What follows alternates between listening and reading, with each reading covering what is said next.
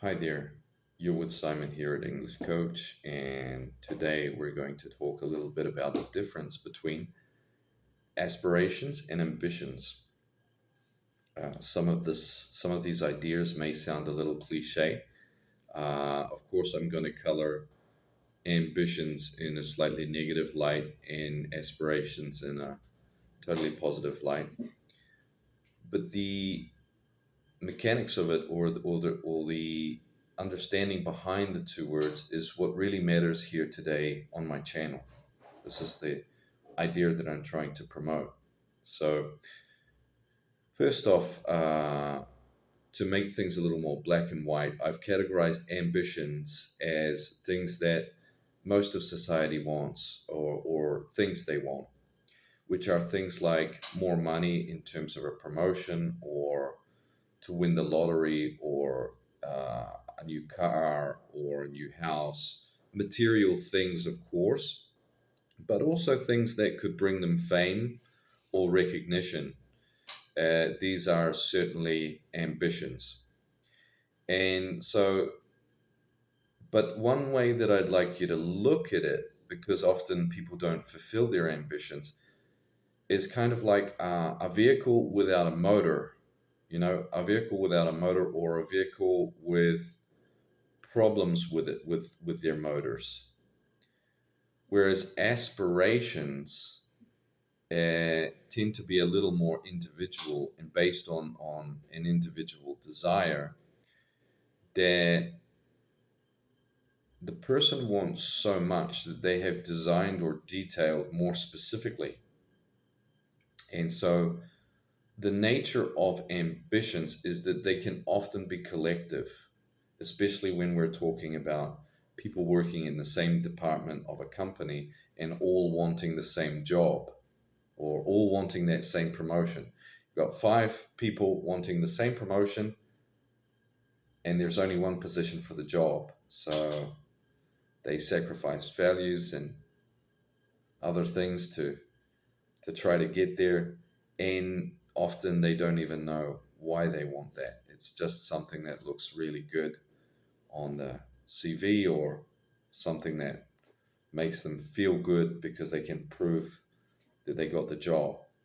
Whereas someone with an aspiration, we could perhaps pull out quite a nifty or um, creative example where a person wants to change their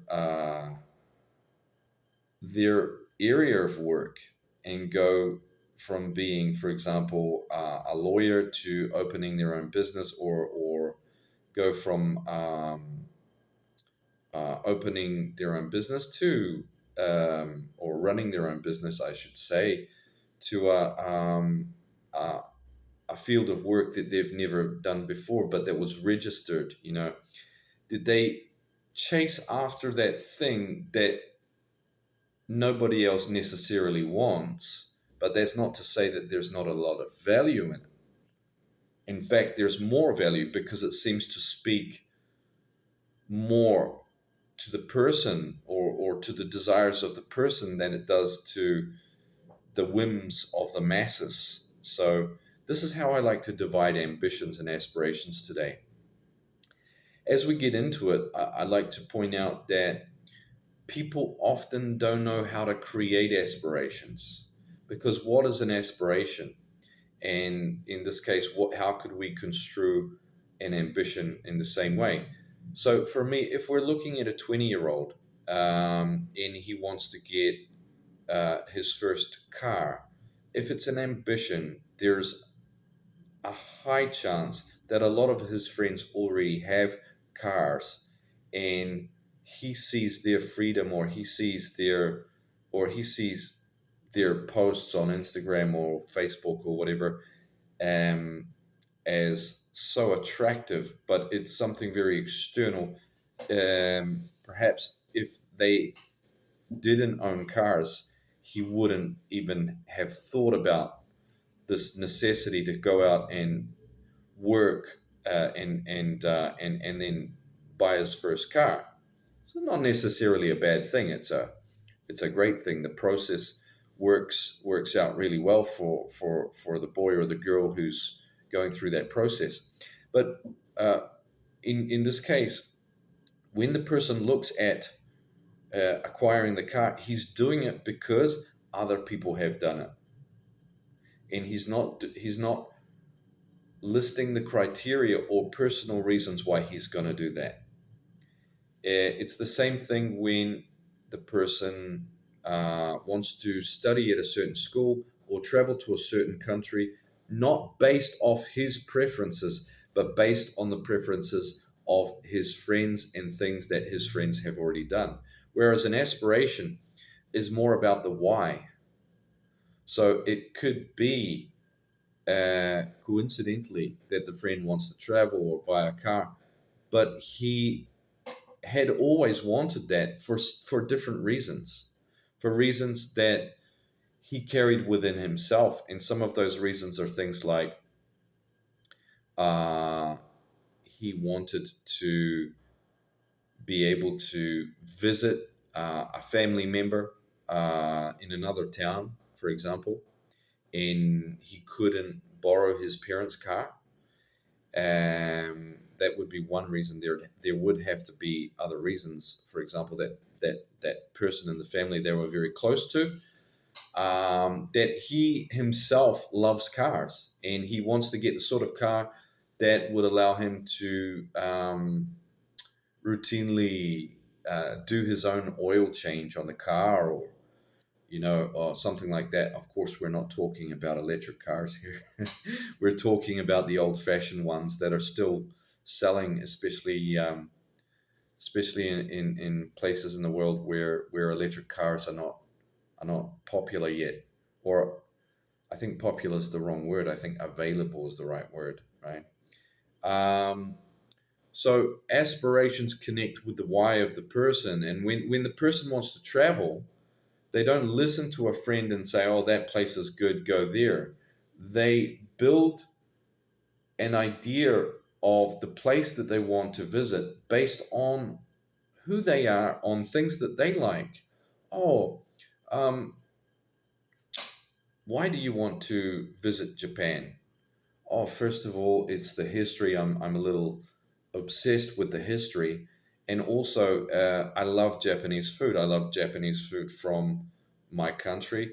Of course, it's not going to taste like the real deal when you get to Japan, but this has aroused my curiosity and also the history behind it.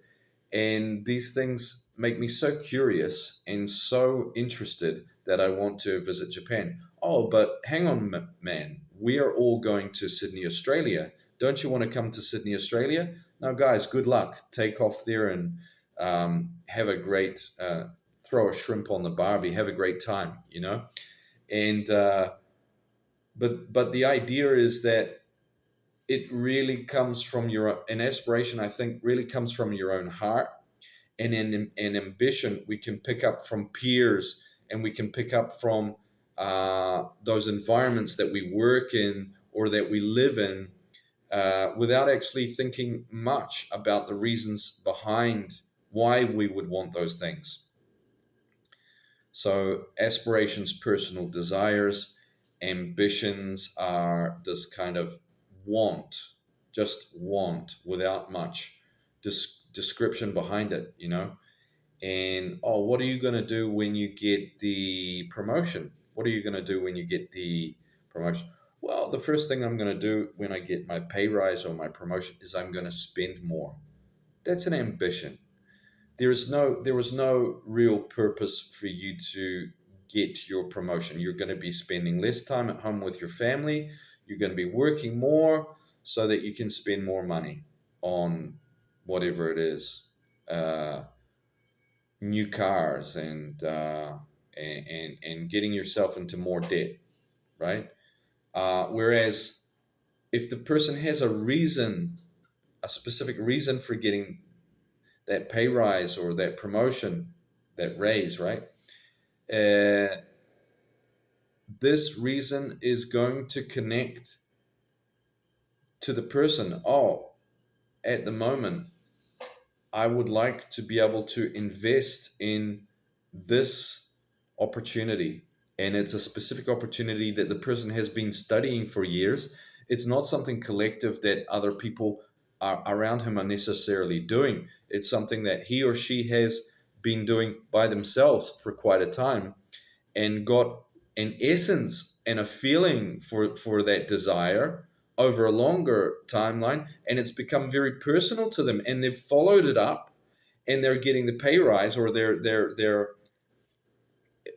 increasing their workload a little bit, or increasing their salary somehow, so that they can afford to participate in that opportunity. And that's more along the lines of aspiration. It has something to do with the person's personality and their own personal desires. Now, there'll be people watching this video right now that says, uh, tomatoes, tomatoes, right? Tomatoes, tomatoes. It's the same thing. But notice how people speak so negatively about ambitions. And because people in general, human beings in general, have a very limited vocabulary. So there's a lot of human beings you can imagine, a lot of people, common people, that'll go through their life and they've never used the word aspiration. For everything, for all common applications and for all common situations, they're going to be using the word ambition, or ambitions in plural. And so this could be a bit of a pity, because knowing a little bit about the stigma of the word ambition, you can already see that it's a negative word. It brings out things like um, greed, and like Ebenezer Scrooge, and Bernie Madoff, and things that would kind of make your skin crawl if you're a really honest and ethical person, and and are more related to greed and stepping on other people's heads so that you can climb the ladder, than actually following your own path and creating your own future. So that's why today's video is important. It's to introduce you more to the option of looking at your ambitions as possible aspirations, not looking at what you want, but looking at why do you want those things. The meaning here is, okay, so you want the pay rise, fine. You want the beautiful car, fine. You want that new house, fine. You want the uh, luxury, whatever it is, the luxury boat or the luxury cruise. What are your meaningful reasons behind that? And if you don't have them, question that. We all know there's a big chance that you'll never attain the ambition, but maybe it is something that has a meaningful purpose behind it, and you've never considered that before. Maybe the spider web of reasons that you need to get off the sofa and go after that aspirations is to research within yourself and find those real reasons why you want to do those things, and that those spider web of things, the reasons that connect together to that one idea, are going to actually allow you to get there, to arrive at your aspiration, you know so yeah, today it's about that. It's about rethinking the word ambition in terms of aspiration, and considering how important it is for you to have an individual idea about who you are and what you want, based on your environments and the groups around you and their collective way of judging or approving people's desires, and for you to fall in with their collective way of thinking, and without even asking yourself what you really, really want and why you really, really want it. Okay? So if you were able to discern a little better the difference between ambition and aspiration today, then my video was a complete success. And I would ask you to like and subscribe. Okay? If not, leave your little comment below, or big comment, and I'll get back to you as soon as I can. Have a great end of the week, and I'll see you on my next video here at English Coach.